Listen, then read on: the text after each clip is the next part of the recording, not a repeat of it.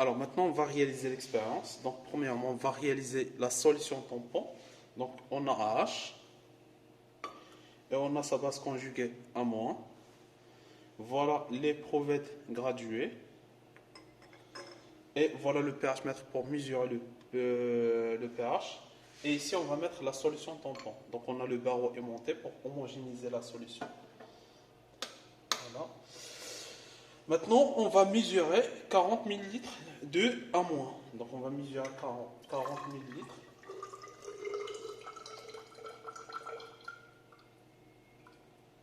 Voilà, ici, c'est à peu près 40 ml.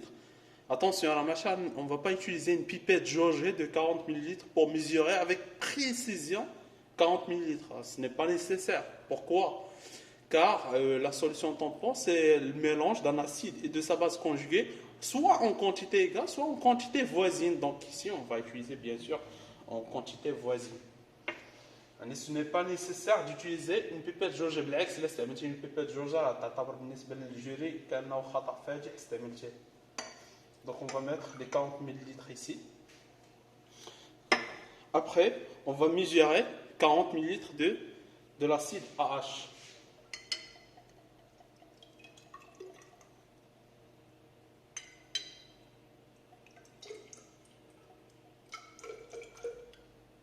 Voilà, à peu près 40 ml.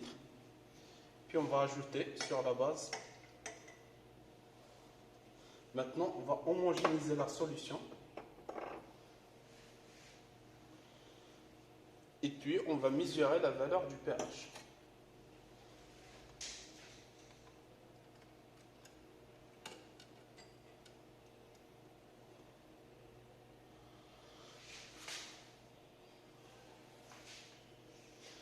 Alors, normalement, on a déjà dit qu'en quoi on doit trouver une valeur. La valeur théorique, c'est 4,75.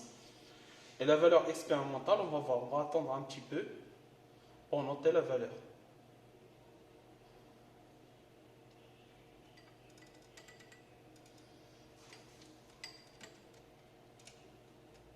La sonde pH mètre doit être bien émergée.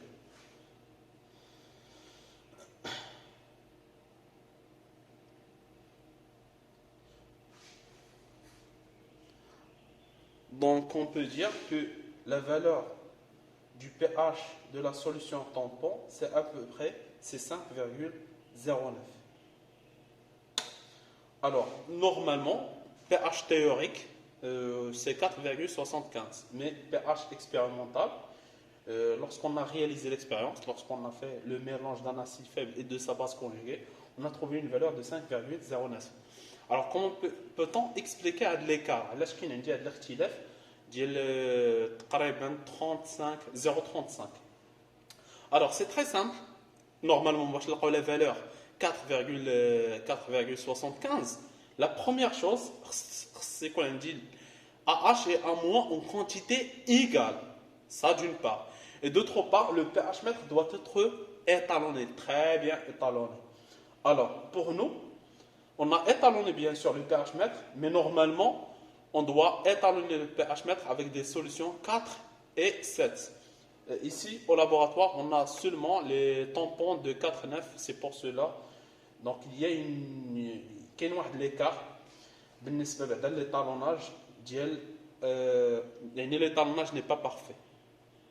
Le pH mètre. Ça d'une part. D'autre part, bien sûr, les solutions que j'ai préparées, AH et A-, ont des concentrations égales. Normalement, on a les concentrations que j'ai préparées, c'est 0,1. La concentration, c'est 0,1. Ça d'une part. D'autre part, on a utilisé la burette, l'éprouvette graduée. Donc, il y a les quantités qui sont voisines. Il y a le log là-bas sur l'acide, mais qui est 0. On a la valeur. C'est sur 4,75. Et donc, c'est pour cela qu'il y a de l'écart entre la valeur théorique et la valeur expérimentale. Donc, le pH de la solution tampon, c'est 5,08. Maintenant, on va passer à l'expérience numéro 2, les propriétés d'une solution tampon. Et on va commencer par l'ajout d'un acide fort sur la solution tampon. Et à la fois, on va comparer avec l'eau distillée.